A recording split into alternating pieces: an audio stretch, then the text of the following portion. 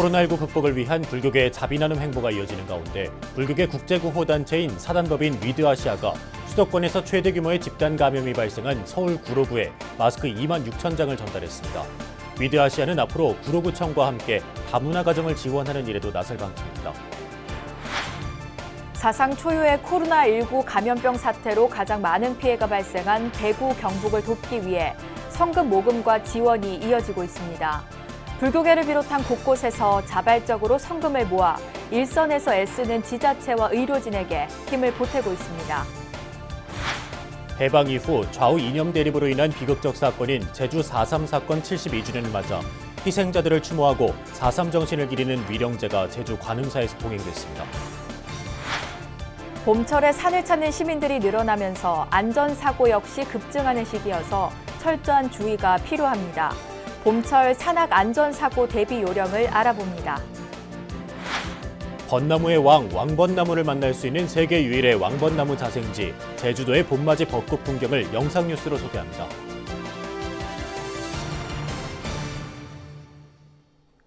안녕하십니까. 3월 30일 월요일 BBS 뉴스입니다. 코로나19 확산을 막기 위한 불교계의 자비 나눔이 계속되고 있는 가운데 불교계 국제구호단체인 위드아시아가 집단 감염이 발생했던 서울 구로구에 마스크 2만 6천 장을 전달했습니다.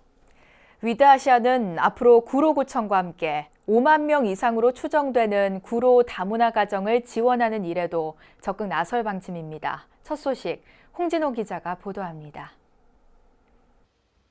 국내외에서 활발한 구호 활동과 나눔 봉사를 실천하고 있는 위드아시아가 서울 구로구청에 코로나19로 힘들어하는 취약계층을 위해 마스크 2만 6천 장을 전달했습니다. 이사들과 함께 구청을 찾아 마스크를 건넨 이사장 지원 스님은 코로나19 집단 감염이 발생한 구로구에 긴급하게 지원을 결정했다고 밝혔고 이성 구로구청장은 거듭 감사를 표했습니다. 예산은 편성이 안 돼 있지만 긴급 이사님들에게 동의를 구해가지고 모금을 해가지고 오늘 이 행사를 치르는 것입니다.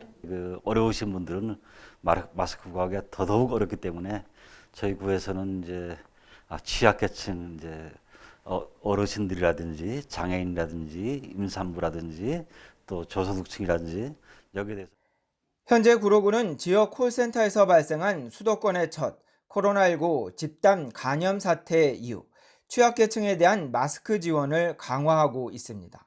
때문에 마스크는 늘 구로구청의 화두였고 위드아시아의 이번 마스크 나눔은 기초수급자 바로 위 차상위 계층에게 전달됐습니다. 이성구청장은 불교 집안에서 나고 자라 사찰에서 고시 공부를 했다며 다문화 가정이 많은 구로구와 아시아 불교 국가를 지원하는 위드아시아와의 연대 활동을 희망했습니다. 우리 구로구 자체가 하나의 작은 아시아입니다. 그래서 늘 매년 아시아 축제를 하고 있는데요. 거주민만 가지고 아시아 축제에도 아시아 축제를 아주 너끈히 할 만큼 아시아 각국에서 온 그런 이주민들이 엄청 많이. 지난 2012년 통일부에서 사단법인 인가를 받은 위드아시아는 대북 인도적 지원과 국제개발협력, 국내 소외계층을 위한 복지활동에 매진하고 있습니다. 이번 마스크 전달을 계기로 위드아시아는 구로구 관내 탈북 청소년과 다문화 가정 청소년들을 위한 복지 사업도 진행할 예정입니다. 남북이 좀 경색돼 있기 때문에 주고 싶어도 불가능하고 또 갈 수도 없는 상황이기 때문에 정부하고 상의해서 그 정신을 살려서 국내외 또 북한 그리고 제3세계 거기에 여성 문제, 문명 퇴치. 불교계의 한 국제구호단체가 전한 마스크는 불안 속에 고통받고 있는 우리 이웃들에게 부처님의 자비 사상을 전하기에 충분해 보였습니다. 서울 구로구청에서 BBS 뉴스 홍진호입니다.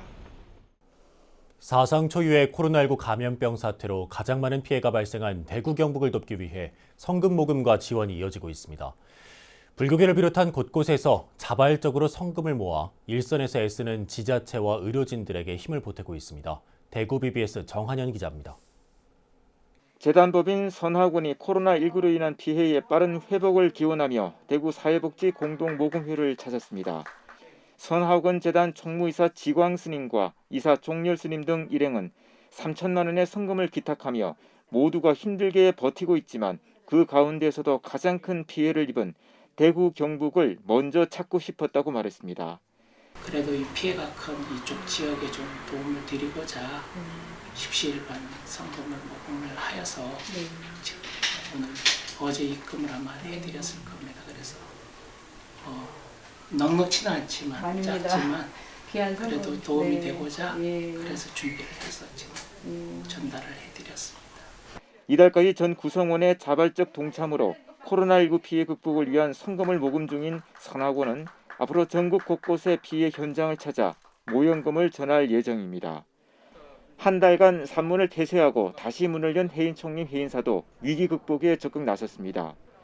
해인사는 코로나19 사태를 수습하고 일상으로의 빠른 복귀를 염원하며 지난 23일 대구시청을 찾아 피해 복구기금 1,000만 원을 전달한 데 이어 25일에는 경상북도에 1,000만 원을 기탁했고 경상남도에도 1,000만 원을 전달했습니다.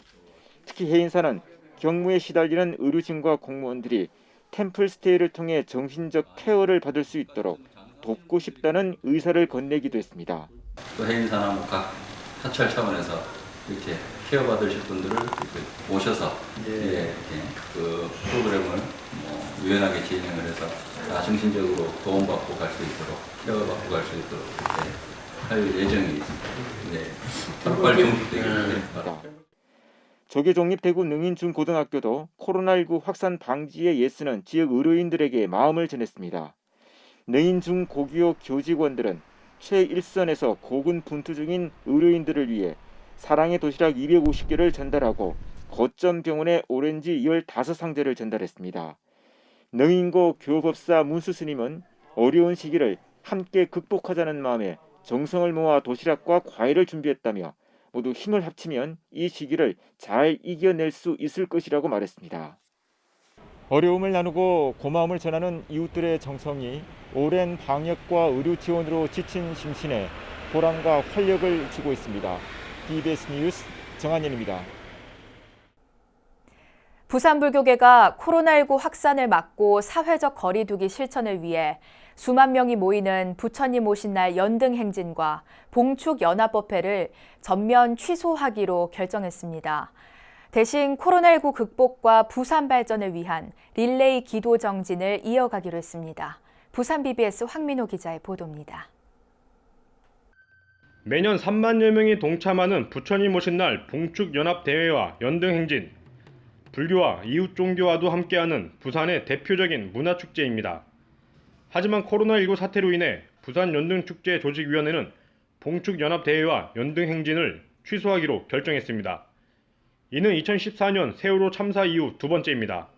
바이러스 전파를 최소화하고 코로나19 사태로 어려움에 처한 부산 시민과 그 아픔을 같이 나누고 조속히 이 사태가 극복되는 데 일조하는 의미에서 이 행사를 취소하게 되었습니다.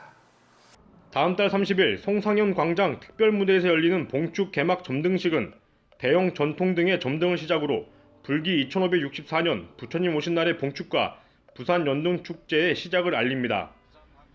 5월 29일까지 이어지는 릴레이 기도는 각 종당과 사찰, 신행단체들이 돌아가며 기도를 봉행하며 최소한의 인원으로 진행돼 사회적 거리 두기를 실천하게 됩니다. 부산 스님과 신도들은 행사 기간 매일 저녁 예불 시간에 보배경과 약사 열애경 정근을 통해 호국 불교 사상을 고취하게 됩니다. 이와 함께 봉축 기간 동안 부산 지역 전 사찰에서는 사시예불 시간에 코로나19 극복을 발언하는 기도를 봉행합니다. 대로 부산 지역 전 사찰에서 사시예불 및 보배경과 약사 열애경 정근을 통한 코로나19 극복과 국군 능창, 부산 발전 및 안녕을 위한 기도 정진을 4월 30일부터 입주하여 5월 30일에 회항하기로 했습니다. 이례적으로 과감한 결단을 내린 부산 불교계는 코로나19 사태로 국가적인 어려움을 고려했다는 평가입니다. 올해 부처님 오신 날은 부처님의 자비의 등이 코로나19 사태로 어려움에 처한 나라와 국민들에게 희망을 전하는 축제가 될 전망입니다. BBS 뉴스 황민호입니다. 해방 이후 좌우 이념 대립으로 인한 비극적 사건인 제주 4.3 72주년을 맞아 희생자들을 추모하고 4.3 정신을 기리는 위령제가 봉행됐습니다. 제주 관음사는 지난 토요일 4.3 항쟁 72주년 기념 추모 위령제를 열고 4.3 당시 폭도로 몰려 억울하게 희생당한 16분의 스님들의 극락왕생을 기원했습니다. 관음사는 지난 1948년 4.3 당시 토벌대와 무장대 간의 치열한 격전지였던 곳으로 올해 추모 위령제는 코로나19로 행사가 대폭 축소됐습니다. 새로 구성될 21대 국회에서 반드시 4.3 특별법이 제정될 수 있도록 저희 총무원과 협의하여 적극적으로 힘을 보태도록 하겠습니다. 한편 제주 서관음사의 고재선 스님과 보광사의 성명 미상 스님이 지난 27일 제주 4.3 중앙위원회 제주 4.3 희생자와 유족 결정안에 대한 심의에서 72년 만에 추가로 4.3 희생자로 인정됐습니다. 조선의 마지막 옹주이자 고종의 손녀로 지난 2월 별세한 이혜원 옹주의 49제 막제가 경기도 하남 상불사에서 봉행됐습니다. 이혜원 옹주의 49제는 하남 상불사에서 주지 동효 스님과 무공 스님, 지유 스님, 이옹주의 조카 내외 등이 참석한 가운데 코로나19를 감안해 간소하게 진행됐습니다. 이혜원 옹주는 대한제국 초대 황제 고종의 손녀이자 의친왕의 둘째 딸로 대한제국 황실 후손 가운데 최고령이며 지난 2월 8일 경기도 하남의 요양병원에서 향년 103세로 별세했습니다. 하남 상불사 주지 동효 스님은 대한제국의 황실 후손이자 마지막 옹주에 대한 예우가 너무 없어 안타까운 마음에 49제를 지내드렸다고 말했습니다.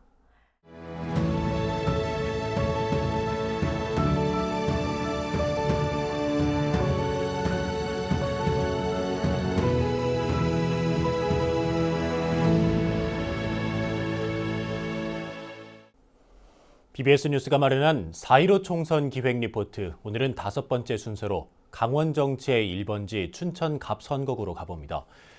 춘천 갑선거구는 현역인 미래통합당 김진태 의원과 더불어민주당 허영 후보, 정의당 엄재철 후보가 3파전 양상을 보이고 있습니다. 춘천 BBS 이석종 기자입니다.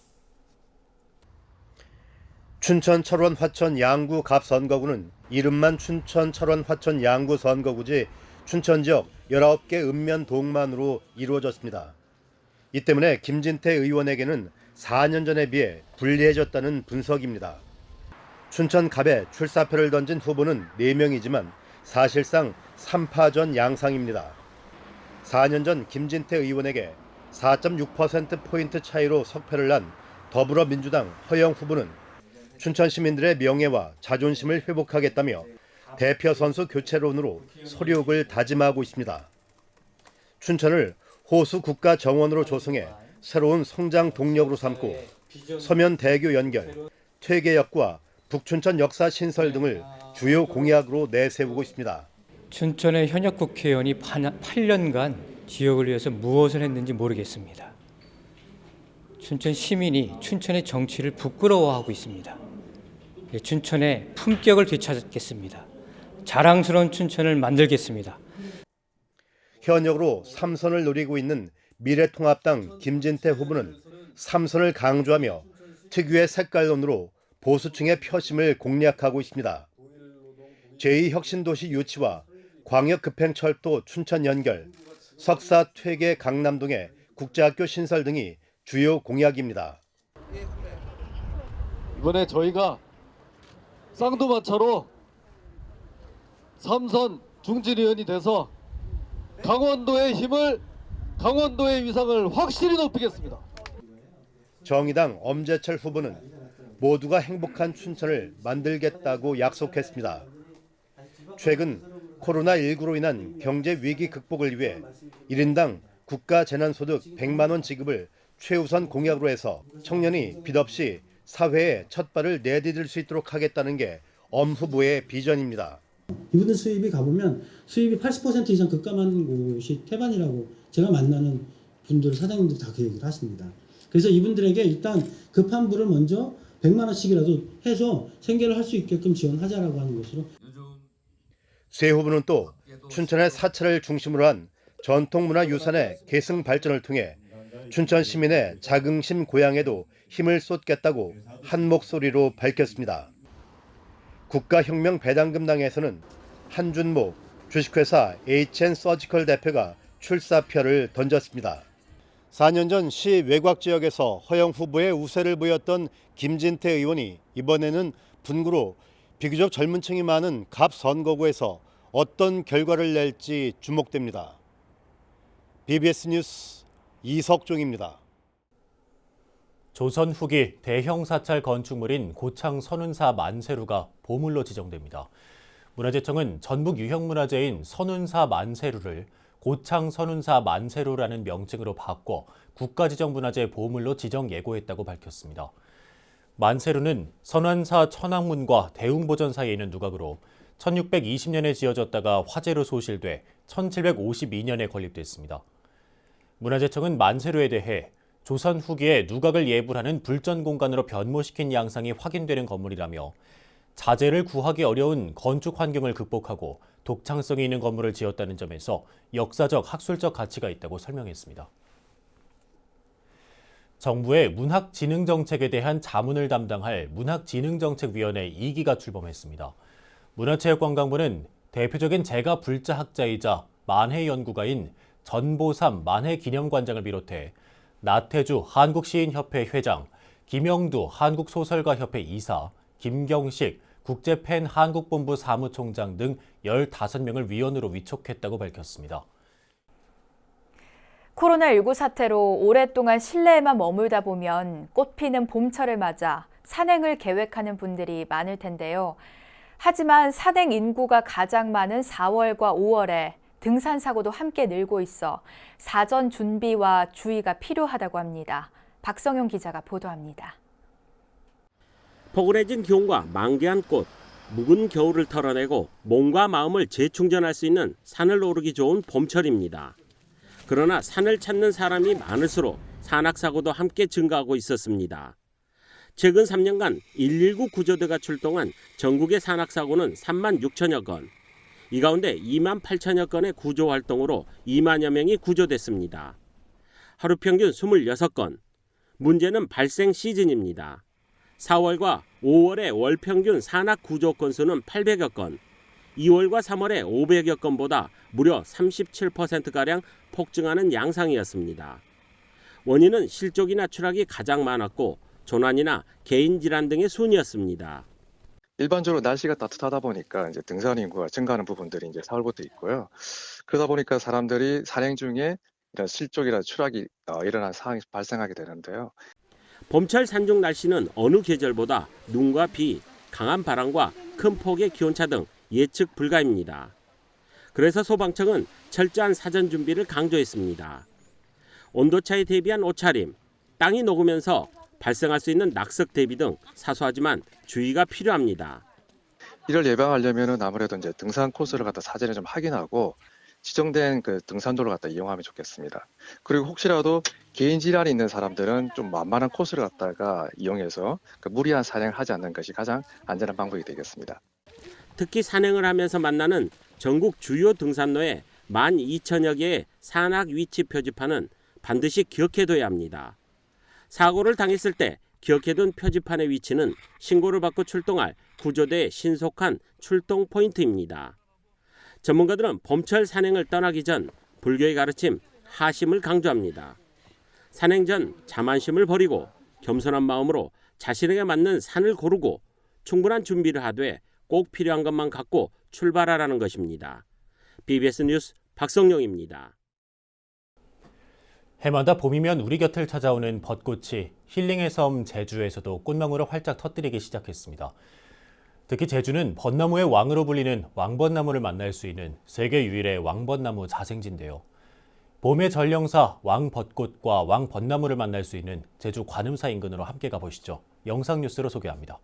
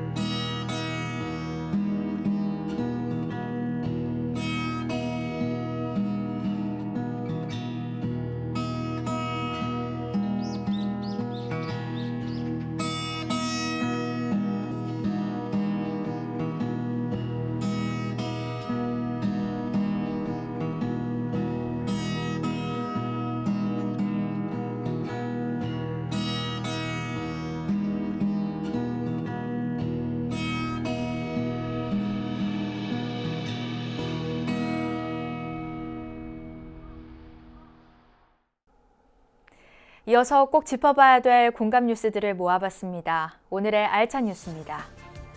서울시와 서울산업진흥원은 청년 한류문화 창작자의 콘텐츠 제작을 돕는 한류문화 콘텐츠 육성을 위한 씨앗 심기 창작 지원 사업을 벌인다고 밝혔습니다.